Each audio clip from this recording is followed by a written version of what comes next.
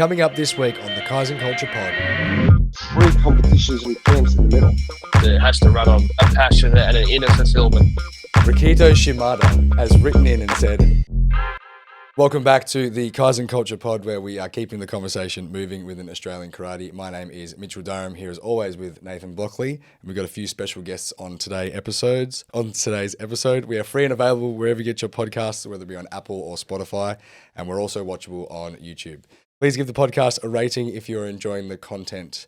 Now, today is a very special episode. This is the first time we have national coaches on today's show. National coaches. Coaches, as well, two. plural. Not just one, we got two. So we've got Darren, yeah. for the people who are watching. Yeah, if you can YouTube. see on the screen. So we've got Sensei Darren Olsen. So I'll just do a quick little introduction, Darren, for yourself. So Shihan at Samurai Karate in Australia, based in Melbourne. The Victorian state team coach, former state and national team squad athlete, a national assistant coach since 2018.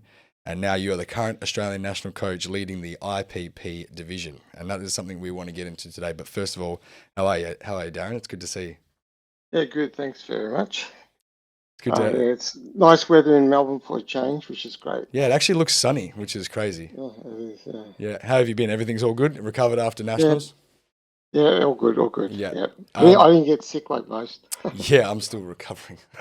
It's been rough. It's not good. But yeah, no. So the IPP division, it's the International Pathways Program, and we've spoken about this a little bit on the podcast. Yeah, we did an entire episode on it earlier last year, I believe. Yeah, I think so. Yeah, I think it got launched at the end of 2023. It sort of got proposed to the public, and people applied for it, and then it sort of kicked off in 2024, and we had the first event that the IPP was involved in, which was the Commonwealth Championships last year in Durban, South Africa. Yep.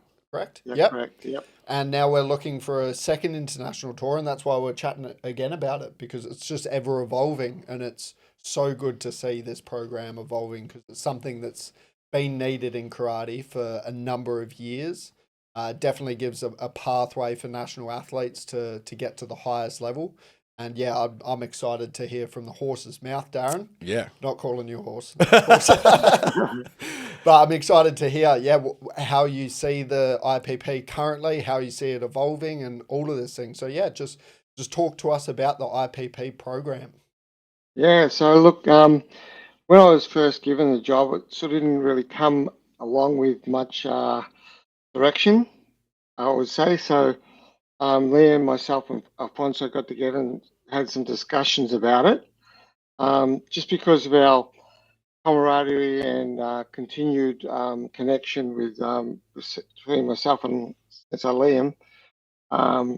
We really sat down and sort of said, okay, so there's no real structure. Let's have a look at what we think is needed.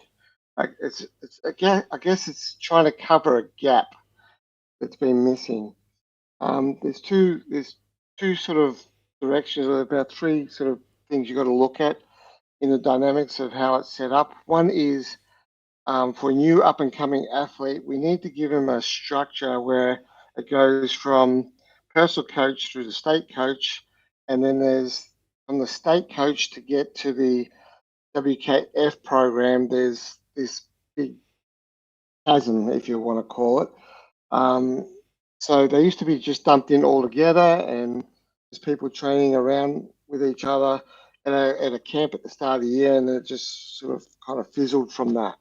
Yeah, I think it was like in that training camp scenario, people didn't know where they were in the whole hierarchy and in the progression of becoming a national team athlete and doing these major comps. So that's sort of the problem that you're trying to fix, hey? Correct. So we had to look at it and say, okay, let's see what's the gap. We know what the gaps are. We sort of filled out the gaps, and then we looked at what the structure should kind of look like in building it. And look, there's an ideal world. We've come up with an ideal plan that basically has KPIs, it has athlete profiling, and it's trying to, and we're in a unique situation right now where I'd say all the coaches gel together very well.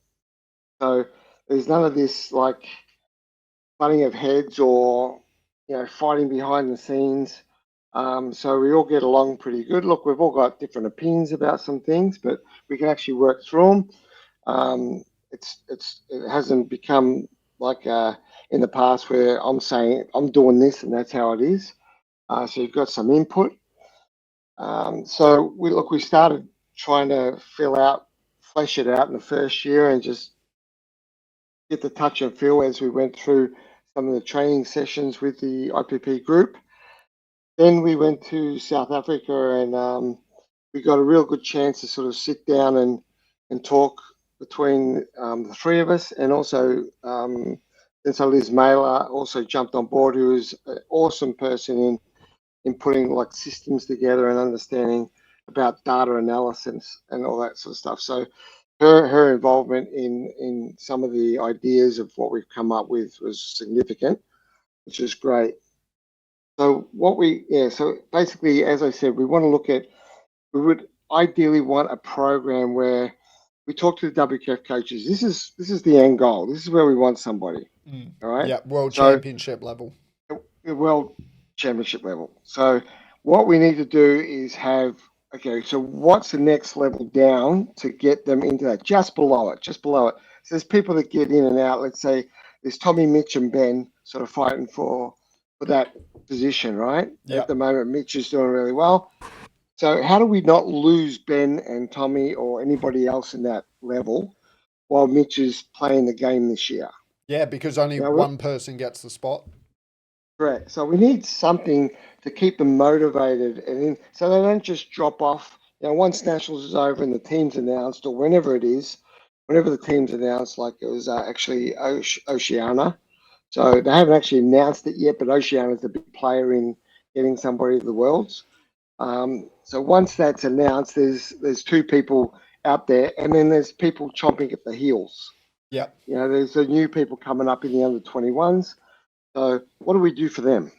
Yeah, and that was something that was so clear from last year with the Commonwealth Games, is you had the Junior World Championships, the under 21 Cadet Junior World Championships, and the people who didn't get a spot at that championships had a pathway to the Commonwealth, which is also another very prestigious championship in our world of karate. So they had something to aim for, and then not only something to aim for personally, but they got support from the National Federation and the coaching staff to develop and aim for medals there. So that was definitely something that was important to implement for those athletes especially. So would you say that the ideal, well, not the ideal, but the sort of your target athlete is someone that's on the cusp of attending the World Championships or just missing out, or is it more so the person that's developing to take the next step into the international competition? So there's a bit of a range there, you'd say. So the person that's just missed out on Worlds, maybe Oceania as well, or the person that's breaking into the national team. So is that the complete range, or is it sort of more on the top end or bottom end? What's that sort of target athlete? It's actually we actually want a program that we can actually give to the personal coach through the state body. So ideally, at the moment, I've talked to just about every senior coach of each state and say, look, if we develop a program, push down from the WKF program, this is what they expect to see at this level. So what do we need to do here? So what do we need to then put into the state training so that the state people can prepare to get their people to that? And then what can the state people roll out down to the individual coach? Because some of the individual coaches could need a lot of help in preparing an athlete to get to the state. And then if they're pushing at national level, they actually need some guidance in what they should be doing in the dojo and what they should be making sure the person's got some basic skills at, so that when they go in the WKF squad or training, they're not playing too much of a catch up, if that makes sense. How's the reception been like for that? Because that's such a fantastic flow on effect, like a relationship between all levels across the karate space. But the reception. This is the ideal. Yeah, of course. Situation. Yeah. So has that been sort of spoken about at all? Has it been communicated? Yes, it has. Down as well. And what's the reception been like? Because I can imagine some obviously coaches will be more receptive than others, but naturally, yeah. So at the moment we've got I've talked to Queensland head coach. I think Wayne McDonald, is it? Yeah. Yeah, I've talked to Liz Mailer. Of course, she's on board. Wayne is pretty much okay with it. So is Matt. And you've got Michael Panassian. So, Yeah. I mean, you know, Dream so team. from the leadership groups of each of the states, we've got a good chance of making it happen. It's just getting the sort of focus on it and some support from all the stakeholders. And some of the stakeholders, you know, you got the stakeholders of all those people I just mentioned. You got the state bodies, and you got the national executive. So they're the stakeholders as well as getting across. You know, I'm a part of the coaching group, coaching what they call committee. So making, which a lot of them are involved. Like you got the Mark, you got Matt, you've got Marco, and who else is there? Robin. No, It's not Robbie Robin. and I think Con is also in the national. No, he's in the national squad, but there's an actual coaching, the committee head part. of the each committee, state. Oh, the committee, Mark okay. Golding.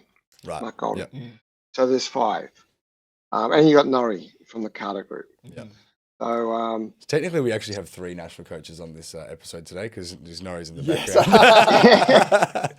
Maybe we'll get on She's here for working a away. special episode. We'll claim that. Yeah, we'll claim that.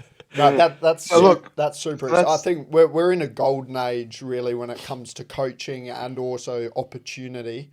I think that like we're all very aware that it's not the national coaches that can do everything for an athlete for this. It's up to the personal coaches and it's up to the state coaches. It's up to every level when it comes to an athlete development. And I think it's becoming more of a talked about topic that not any one coach knows everything about karate.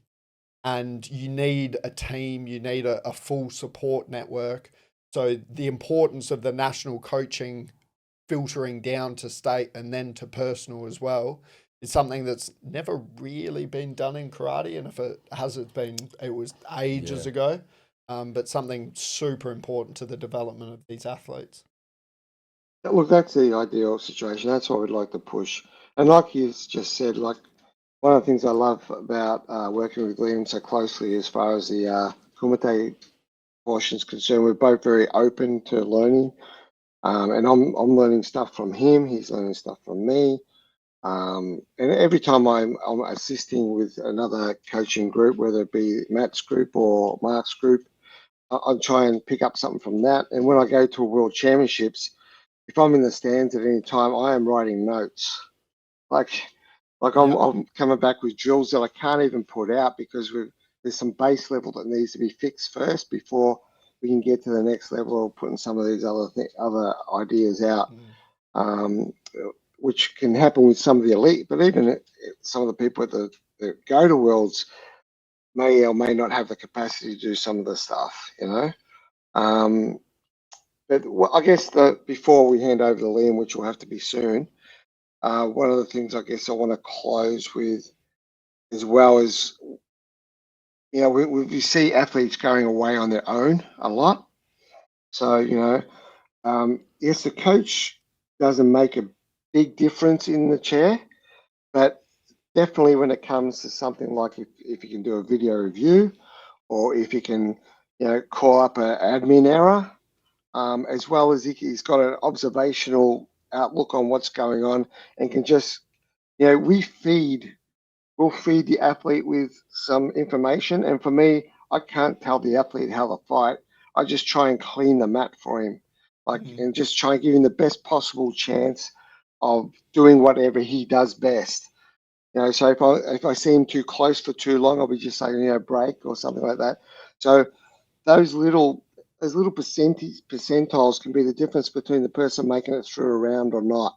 Yep. And so one of our biggest things was trying to get other events out there that you have some support from a coaching group, rather than it's just somebody like if Thomas goes away, I go away because he's my son and I'm going to support him. So you're lucky to get a coach at that particular event, right? Yeah. But we actually want to target events where there's some strong coaching presence, not just the private personal coaches of students, and that's what that's what Liam's going to talk about when we talk about Europe, because we actually, at the start of this year, we were a bit disappointed that there was no IPP structure in their first camp.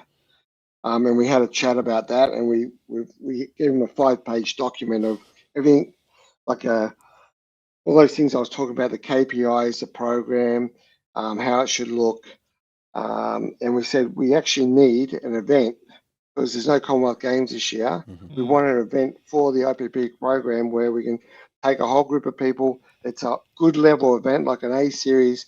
And Liam's done a fantastic job of putting, back to back in 2 weekends across, 2 weeks, which is 3 weekends. You're going to have 3 competitions in a row with camps in the middle. I mean, God, that's how great's invaluable. that? That For is somebody so who good. can't go to Yeah. who can't go to Wells. God, Yeah. so much behind the scenes things that need to go on to make this sort of thing happen, but it's super exciting. Yeah, no, we really appreciate the work that you guys are doing in that space, because I think it's just something that's really needs a lot of support and energy and time, and it just takes a lot of thankless hours as well that you probably putting behind the scenes. So Definitely hit home for us, didn't it? yeah, no, it did. Yeah, so Should we switch I over to reckon- Liam to hear about this yeah, tour? no. I reckon it's a good segue Yeah. into Liam's section. Thank you so much, Darren, for jumping on and having a chat. So, Darren, before we send you away, we actually had a special someone write into the listener comments and questions. Rikito Shimada has written in and said, he actually just said, tell her I miss you. That's I think maybe just the language barrier got wrong, but I think he misses you and he wants to see you again.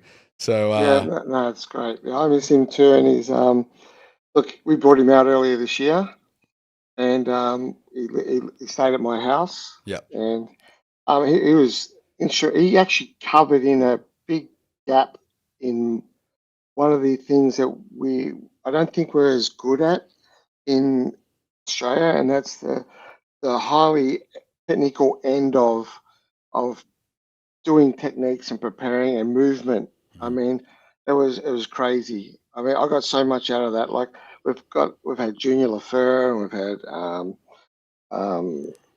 okay, Antonio Oliver, and all sorts of instructors out here that we've worked with before, and they've all given us a whole heap of great information. But the scoring ability of the Japanese, when they actually hit, they've got a higher rate of success, I believe. That's my personal opinion. And his sessions on those basic principles, and especially movement. One day I'm going to show you a video of him moving with that paddle. Yeah, We've got it It's in just- slow mo.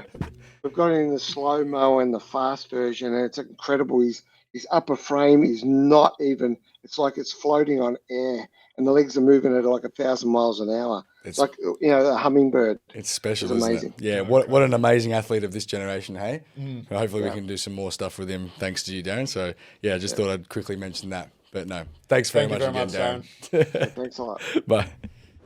So we go from one national coach to another. This is crazy. We have Sensei Lliam Worthington on the podcast joining us today. So we have Shihan at Black Belt Martial Arts, BBMA in New South Wales state team coach, former national and state team competitor and international medalist, and now the current national Australian coach, specifically for the IPP division, Kumite specialist.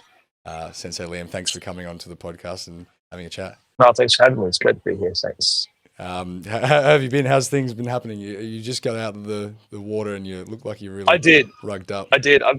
I've been sitting here listening to the pod and enjoying myself, but shivering the whole time. It's gone out of an ocean swim, that but I'm good. jacket's working overtime. Yeah. Sorry to keep you outside, but we're just super stoked to have you on here today, Liam. And we've had some amazing chats and we've travelled together, and I've been super lucky to be on a tour with you. I think it's at a fantastic time, and this tour that you've got planned coming up for IPP, I'm actually so jealous because I'd love to come along to it.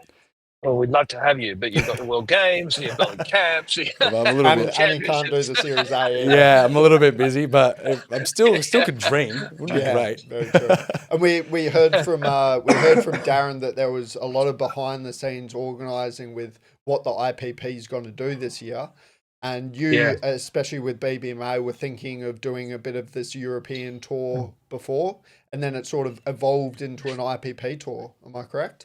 Yeah, look, we'd always wanted to target an event, as Darren was saying, for what we would do for this year and make sure that we had a strong offering for the program for the athletes. We built really good momentum last year. We wanted to capitalize on that. There was a lot happening behind the scenes, though, that made it tricky this year. We had Matt Johnson was organising an Indonesian event and bringing out OK for that. That fell through, and so he had to work very hard to get the Philippines up and going. So we had the China offering that was happening, being sort of back-channeled everywhere, and so there was a lot going on that they were trying to firm up, and we're trying to work out the IPP in relationship to that and fit the schedule in, knowing that we also have Worlds coming up later that year and seeing where it sits. For myself as a coach, you're always, of course, trying to look after your athletes and make sure that leading into a World Championships year, that what is going to be their international calendar, making sure they're going to have preparation events as they lead. So we're already planning for that, but yes, hoping that it would be able to align with the IPP offering and what we did, and so that was good that we're able to bring that together. But the key thing really is about having that IPP program for the Australian karate community for everybody. And it's been announced, and what a tour it's going to be, hey? I can't believe it. So you've got, how many people going on this tour with you? Just 10, sadly. Just 10? Just 10. What do you mean? It's a pretty significant tour, like 2 to 3 weeks of travel, training camp and competition with 10 athletes and 2 national coaches, maybe.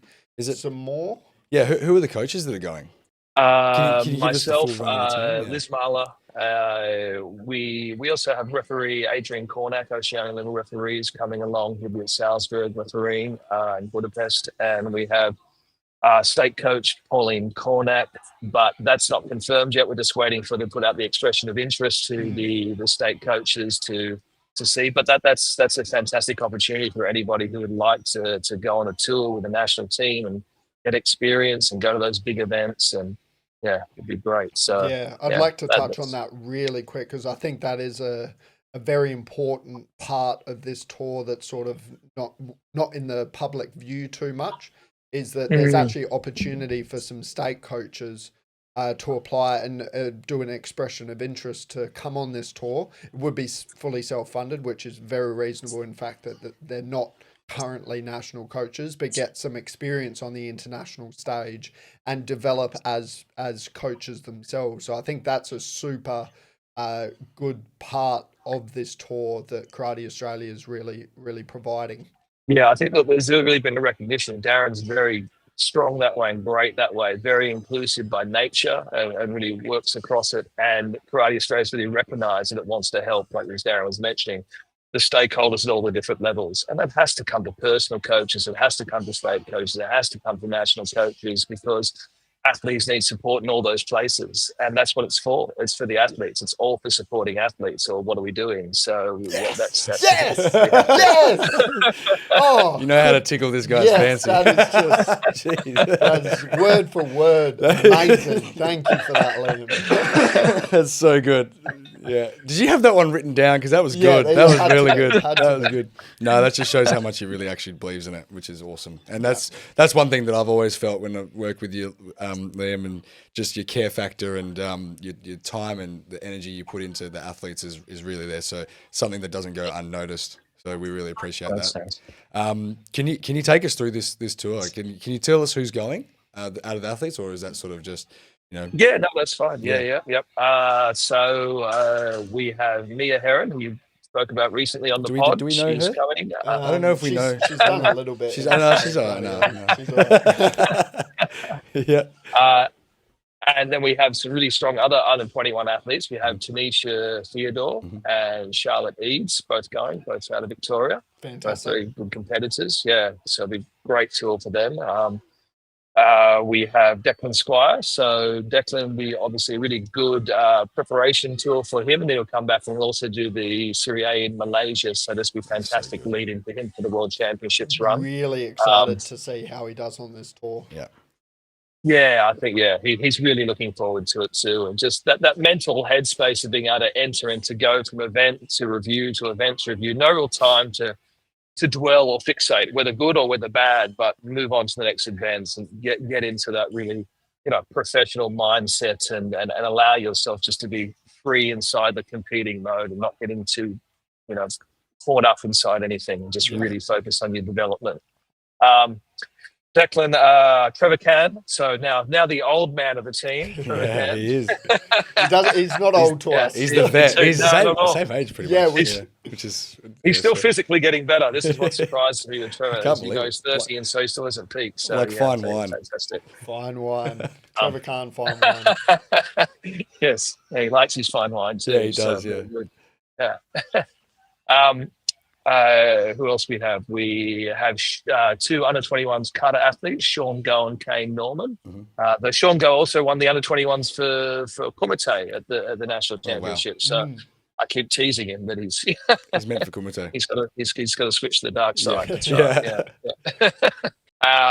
We also have Crystal Boyce coming, so that he now has the spot for the senior world. So again, another fantastic preparation opportunity for Crystal going through. And I think that's then we have two junior athletes, two juniors coming through. I think one of them has medaled the last couple of years at nationals, Shihan and Thomas Pearson. So good for them to get great to just keep lifting that level up through the juniors as well as much as we can, because we've got some wonderful depth in that junior division. The sort of like little trickles of experience that they'll get from watching the seniors compete and being around a tour. Like being on tour with, like, as a young athlete, seeing how the seniors operate and getting taught the right way of competing and preparing, I think it's so invaluable for those juniors, and they're going to get a lot out of that, even just going to the Series A in Salzburg and just watching. So such an intimate tour it's a really numbers. It's a very powerful point. I think that's something that can be really underestimated, right? Just how important it is just to learn emotionally, mentally, to deal with the space and deal with the experience. Forget about fighting, forget about scoring points, but just your relationship to events and to your mental pre-frame before you lead into events. How important that is. And you're right, the best person to learn that from is another senior athlete. It's great. Absolutely. And registration is closed, or is there still potential to apply for this? It has closed. It's because the Serie A's, of course, the registrations are closed and Budapest is locked.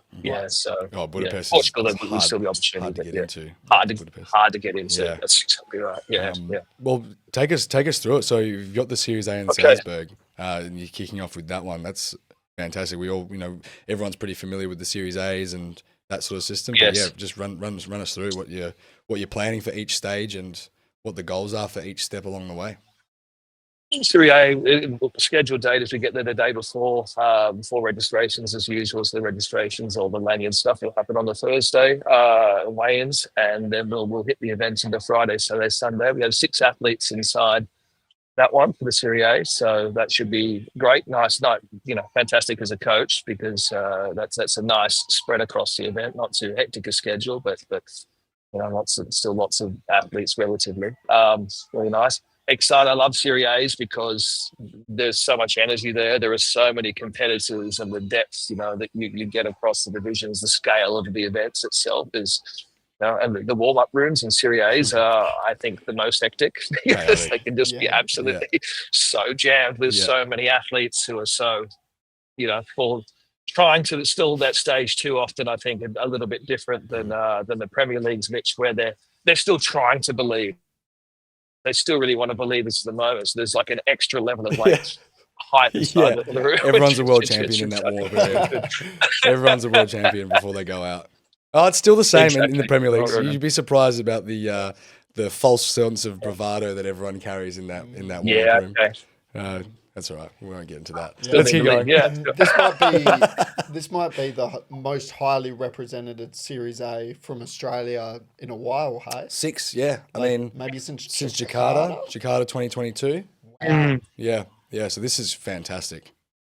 So that'll be good. So then after that we'll shift out to an hour and a half drive. We'll head up to Linz, and Linz is where the biggest sort of training stadium is, where they had to camp there, where they have all the accommodation, and so other national teams sometimes come in and train there. And we've known Juan Lewis for quite a while, who is the national coach of Austria, And so we're going to link in with Juan Lewis, who is training the Austrian national team, and the Czechoslovakian are also coming into camp at the same time, training with the Austrians. So they've invited us to join. So the Australian athletes are training with those two national teams, which was obviously fantastic for them and to have that experience. So good.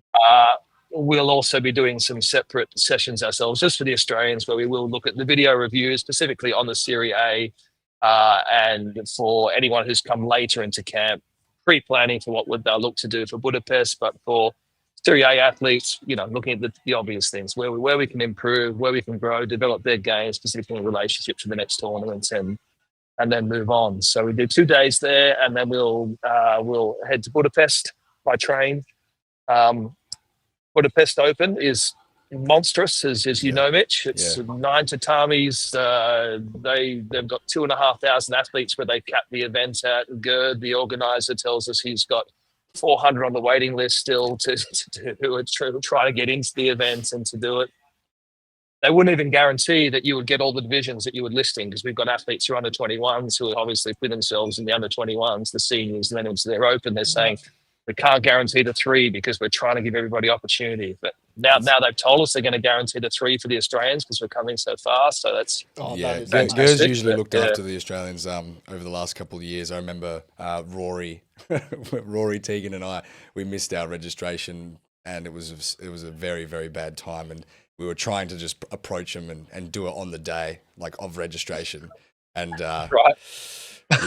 he wasn't happy with us at all.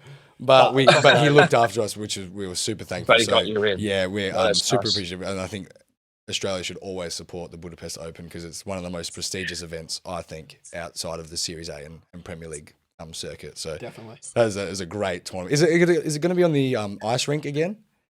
Do you know if that's the? I'm not sure actually. No, I don't know. Yeah, if it's on the ice I don't know rink, what you mean. Yeah. Good luck. Yeah. it's Hard? cold. What it's are you cold. saying? What's You'll figure it out. No, it's just a cold venue. It's just a cold venue. Yeah. Okay, that's a good note. That's a good note. Okay. Bring slides so that you can, because the outside of the tatami area, it's like an ice rink cover. So they've covered an ice rink. If it's the same venue. If it's the same venue, I'll check. But it's sometimes on the outside cover, it sort of seeps through because of the temperature difference. And so there's a lot of puddles of cold water. So bring slides. Okay. But then you head to Portugal after the Budapest. Yeah, that's right. When that wraps, then we'll head off to Portugal, which is, we chose Portugal as a location because we also want the tour to be something which is culturally diverse, that is shifting athletes into different cultures, different headspaces, and make different friends across the karate community is what we hope to form those connections and those bonds. So we head into Lisbon in Portugal, which is Europe's oldest city. So that should be a beautiful experience for them to head to. The federation there has been really accepting, really warm. They're working with us too to create the office to work in with one of their leading competition schools in Portugal. They will go there for another 2-day camp. We will train in with their athletes at nights, but during the day, the Australians will repeat the process of now doing video reviews, analysis, and working on the relationship to what happened at Budapest, and forming into final game plans in Portugal. So 2-day camps there, and then and then we do the Portugal Open, and then we head home. Wow. And that video analysis part, that's also really an opportunity that's quite novel to this whole experience as a national athlete, being able to go from one tournament, get full-on video review analysis from a national coach and say, look, these are the areas that we're lacking, these are the areas that are working well, and then to implement that very soon after into another competition. That's honestly the dream, isn't it? Yeah, no, I think it's super valuable, and what you guys have set up is insane, and like I said, I'm super jealous. So and then Portugal as well. I mean, Portugal is becoming one of the leading nations in competition at the moment, both in the kata and the kumite space. You've got the 16-year-old kata Premier League medalist. I'm not sure. That's Spanish. No. Really? From really? Portugal. Wow. Yeah, she medaled in Cairo. I don't know if she's 16 or 17, but very Junior. very young, very has unlimited potential in that space. And then obviously the Kumite, They've always in and been around strong. it. Yeah. I should have mentioned actually. So with the kata athletes, we're bringing in Luis Maria's sons who's an old friend, was a very close friend of Sensei Antonio Oliver. So we'd always bring him and Luis out to Australia when they would travel together. So we're flying him from Spain into Portugal. So he'll be working with the kata athletes there. And he's used to going to Portugal doing seminars and working with their kata athletes. So that's sort of a key link inside that kata space with their Portugal team. So he'll come and do the kata there, which is going to be great too for the kata boys, very lucky. Yeah. So good. And I know that you're a bit conscious for time here, sorry, Lliam, but we just wanted to get a couple of listener comments and questions just to add to this, because I think it'd be perfect for a national IPP coach to answer this question. I think SWBL has asked, will IPP be an ongoing program each year? Unfortunately, couldn't make it this year. So I think it's pretty much going to go around again, right?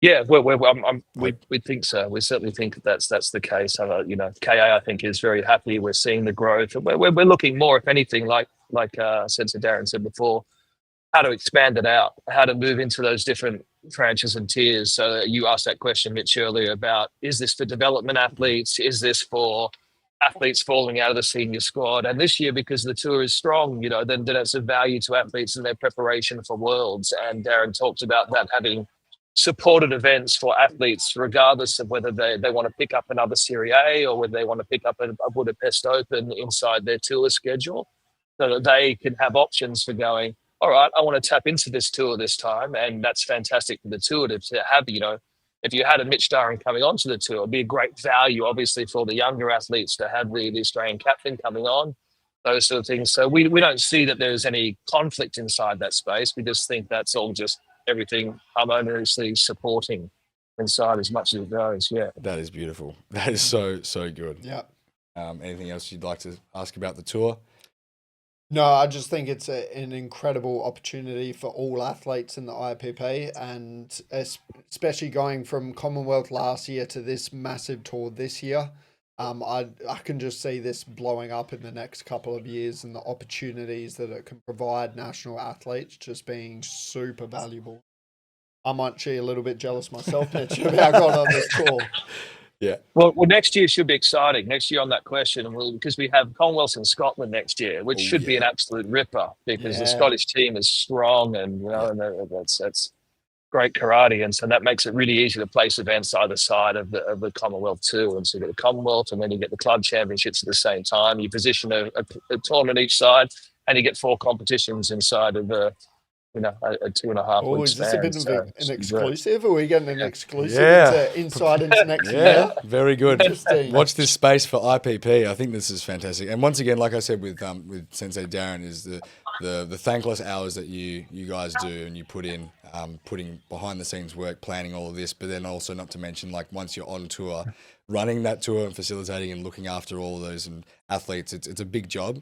And so, we just wanted to say thank you so much for putting in the time and the effort and the energy. So, it's going to be wicked. Oh, your pleasure. Welcome. And especially shout out to people like Hanny, who've been fantastic behind the scenes, helping put things together too, and very supportive. It's been absolutely great. Darren, of course. Fantastic. Any closing thoughts you have, Lliam? No, just really appreciate you guys talking into the karate space in Australia. Helping fill the hearts and the minds of the young karateka, because it's and the older karateka, because it's not always a road of wealth and glory for people in karate. It has to run on a passion and an inner fulfillment so often for this, especially in Australia. So I think that the more of this kind of connection, I think the work is great. Amazing. Yeah, so thank you. Thanks for having me on. Thank you so much, Lliam. All right, we are back from a break after chatting to those amazing coaches. Thank you so much, Sensei Darren Olsen and Lliam Worthington, jumping on. That was fantastic.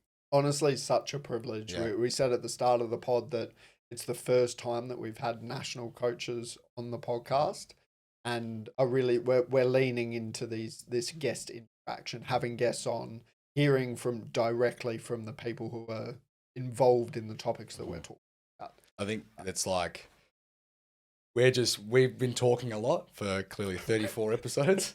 We've been talking a lot. I think it's nice to hear like other people's thoughts and opinions like you said, straight from the horse. Yeah, people are sick of hearing that. Sick of it. But yeah, I'm so excited to see this IPP program. IPP programs in there. To develop. Like it's going to be, super exciting. Yeah, for anyone that's like wanting to take the next step and become the national team, it's like World Championships or bust. It's so many other opportunities out. Yep. Yeah. Get involved now, be part of that process, and be exposed to those opportunities.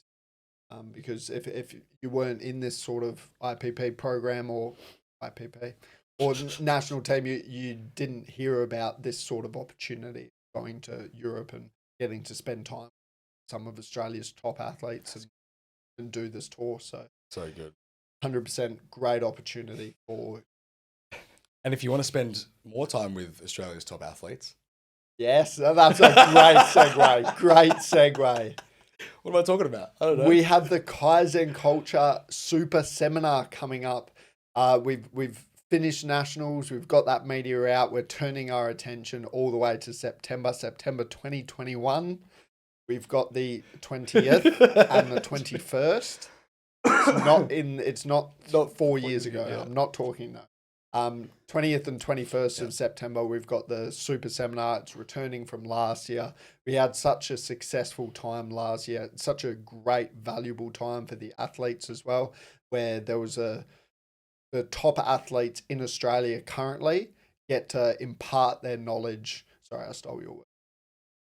You used it. Did I? Impart their knowledge onto the younger generations and the generations coming up, which is something that has never been an opportunity for them. Well, like the reason why I love it so much, I love just like helping the kids. It's like giving as much as we can, and I think that's very common for senior athletes. So currently, this group of senior representatives are really motivated not only just to strive for personal greatness. I think they're just all super keen. And just I'm going through all the footage at the moment and trying all of the promo reels and stuff. Hopefully they or whatever yesterday. But just seeing the care factor and the time that they're taking to tell these athletes and help these kids, it's just so cool to see. I think that's the biggest part about this super seminar. It's getting the knowledge and the athletes who are currently that are actually wanting to. 100%. Yeah. We said we were earlier on this podcast. I said we're in the golden age of coaches. Yeah. We're also in the golden age of athletes. Their willingness to give back to the community, and they've got the platform to do so. And not only that, the side effect of participating in this seminar is that it helps support them and other Australian athletes in international travel and future opportunities. We are a non-for-profit organisation. All our profits go towards funding athletes and promoting the sport in karate. It just gets pumped back into the community straight up. So, for those that don't know, this initiative, it all supports the 2025 Series A in Malaysia tour.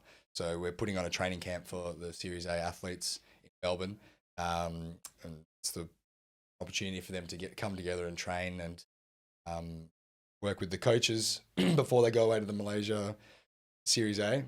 And so, that's the funds raised for that is going to facilitate to go towards the athletes. So that's, if anyone was interested. But that's the biggest part about that. Yeah, we saw it last year with our seminar and how it tied into the Karate World Cup in Spain. Yeah. We provided a week-long training camp, which the significance of which cannot be understated. Like, you get an entire week with a cohesive unit team traveling to Spain. You get to train together, feel good together before heading to Spain. It really sets up the team for success in the next championship. So we're doing that again.